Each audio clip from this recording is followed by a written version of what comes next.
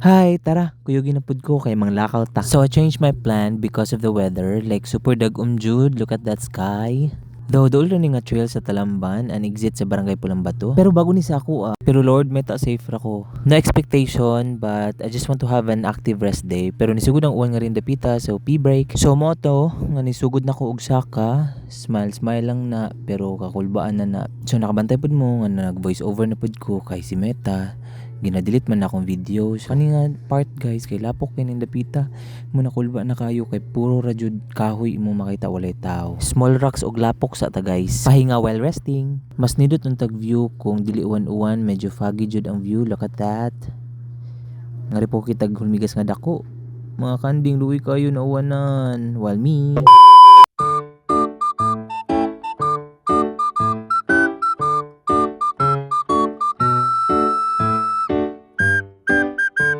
Oh my God!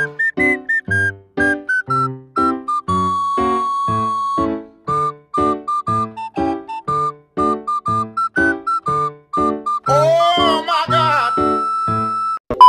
back to the trail. Murag ako kay nakalawas na ta sa kakulbat. Look at that view. Naapot tayo na agian nga lake. Ambot na bakas lalay nga rin. Nice kayo. So padong na pud ta uli. Pero buko jud sa ta. Almost 3 hours to guys og 9 kilometers. So see you next trail. Bye bye.